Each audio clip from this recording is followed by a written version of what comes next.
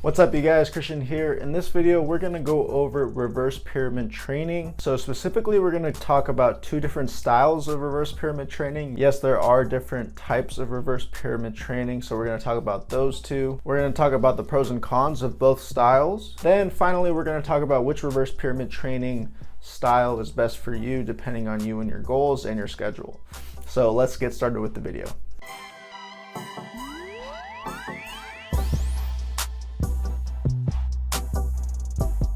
All right, so to get a better sense of both styles of reverse pyramid training, I'm going to talk about them both side by side.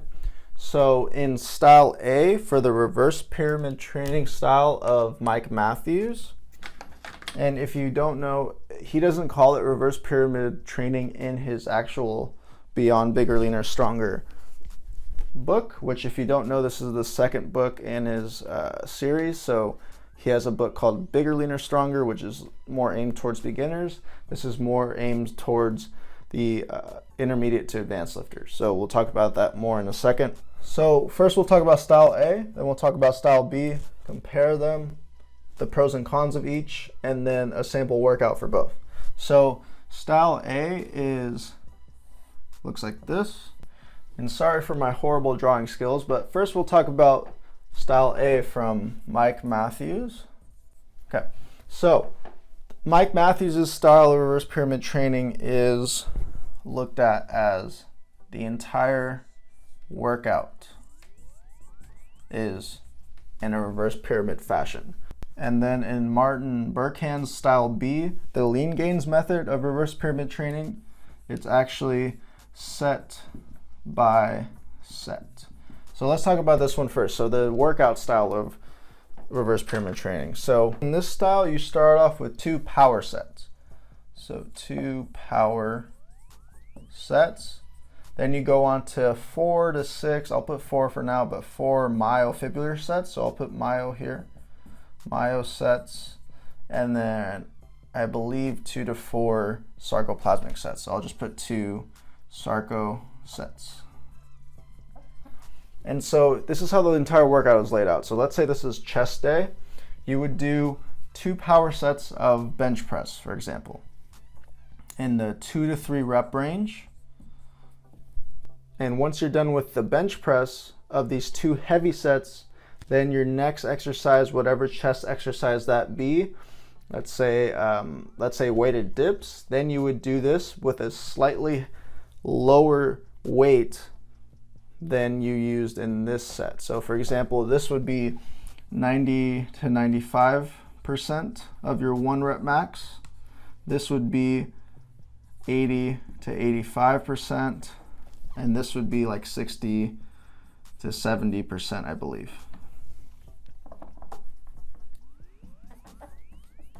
So if you see, the entire workout is kind of, you go from your heaviest workout exercises sets to your lighter ones, and then finally the lighter ones again, and you reduce the reps. So this would be 4 to 6 reps for all of these sets, and then this would be 8 to 10 reps for all of these sets.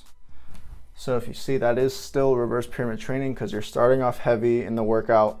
Middle of the workout, it's slightly lighter, and then end of the workout, it's lighter than the second sets. So I hope that makes sense. You start off heavy, then medium, then light in the entire workout. Leangains is set by set, which I'll get to in a second. But first I want to talk about the pros and cons of this style of reverse pyramid training. So the cool thing about this style is that it's basically hitting all the rep ranges. So all rep ranges. Because in his book, he calls this style of training power bodybuilding. And he calls it this because this is basically hitting all angles of muscle growth. So because since we're lifting heavy, that's the power part. So these 2 sets are for the power part, which are the most important. Progressive overload and lifting heavy, those are 2 of the most important factors of strength gains and muscle growth. So he hits those 2 spots. And then bodybuilding, that part comes into these sets. So the bodybuilding aspect of this style of training comes from the sarcoplasmic sets, those 8 to 10 rep range. That's to build mass or get things bigger. If you know anything about hypertrophy, there's two types. Myofibular hypertrophy is more for strength. Sarcoplasmic hypertrophy is more for increasing the size of the muscle itself, not necessarily making it stronger, but making it bigger. And so since he's hitting all the rep ranges, power bodybuilding, that's a pro of this style of training. Another pro is that this is in comparison to this one, which we'll get into in a second. It is not taken to failure, which means you can still train 5 days per week without the workout being too taxing on the body. So because none of these sets are taken to absolute failure and the workouts are pretty quick, you can still train 5 days per week if you want to. He does have 4 days and 3-day workout routines with this style of training, but you can still work 5 days per week without overtraining. So the cons of this style of reverse pyramid training is that it is not beginner friendly. He only recommends this for intermediate to advanced lifters, and if you want a beginner style workout from Mike Matthews, you would have to read his Bigger, Leaner, Stronger book. So the first book in this edition. This is the second book. He recommends that you do the Bigger, Leaner, Stronger version first before moving on to the Beyond Bigger, Leaner, Stronger reverse pyramid training style of workout. So those are the pros and cons of style A. Now we're going to talk about style B. So style B is the Leangains method from Martin Burkhan. And his reverse pyramid training style of working out it's basically that, and intermittent fasting is what Leangains is known for. And so it's been popularized by Kinobody, but Leangains is basically where it comes from mostly, but that's neither here nor there. But so this difference between style B and style A is that Leangains is set by set, whereas this is a workout. So think of this as one exercise by itself. So we'll talk about the bench press in this case. So for your first set of your bench press, it would be your heavy set. So let's say heavy for 6 reps. Then the next set in that bench press exercise would be slightly lower weight. So we'll call this medium. And then you would do, hopefully the goal is to increase the reps. So you do 7 reps. And then your lighter set, if there is one in the Leangains workout, this is just an example, would be a lighter set. And hopefully you would get 1 more rep. And so as you can see, every exercise in this reverse pyramid training workout goes lighter each set. If the workout program, for example, called for 3 sets of 6 reps in a reverse pyramid training fashion, then you would do 6 reps, your heaviest set, decrease the weight by 5 to 10%, so minus 5 or 10%, and then do that again if there is a third set for minus 5 or 10% again. And then hopefully gain reps as you do that. And then, for example, the next exercise again would be barbell rows. For example, this is not how it is set up, but then you would do heavy again, then medium weight, and then light. So as you can see, every exercise has a reverse pyramid training setup, whereas in style A, it's the whole workout. So the first exercise is heavy, then the next exercise, and then the next exercise. So hopefully you can see the difference in between these two. Now let's go over the pros and cons of this style. So before we get into the pros and cons, there's one thing that you need to know about the Leangains style of workout is that all of his exercises, all of his sets are something called AMRAP, which stands for as many reps as possible. So AMRAP right here. And because his workouts are AMRAP, that means that the workouts are a lot harder. They're taken to failure, which means that you can only do this for 3 days per week, which some may see this as a pro, some may see this as a con. I see it as a pro, because if you do this style of training to failure every day for like 5 days per week, that is a lot of training to failure, which is way too taxing on the body.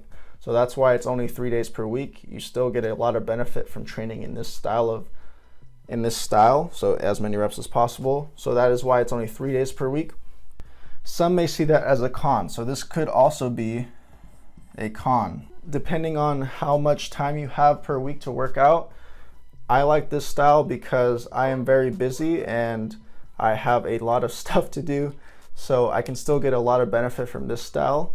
But for some of you, you may like to work out more times per week if you have a lot of more time.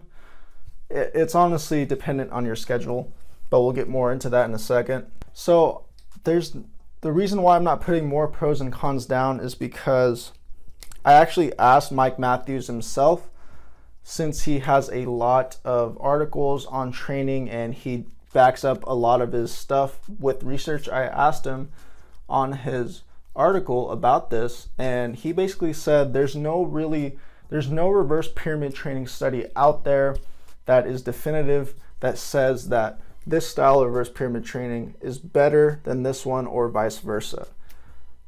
There's just no study on it at the moment. He said that they're just different types of periodization, which is still a great way as a great progression model. So he said to try whichever one works out best for you, try them both out, and then that's basically you're just gonna have to find whatever works best for you. This isn't one or the other, it's whatever works best for you. So try both is basically his answer. That's what I asked him in his website, and that's what he responded with. So the question of which reverse pyramid training style should you follow, again, that's up to you. I say try both. If you're really busy, I recommend the Leangains method, and I'll leave his book in the description below. It's a great book. It's only $9 for his book on this that explains way more in depth about this. If you have a lot of time and you're a big fan of Mike Matthews and you know his content, I highly recommend this one.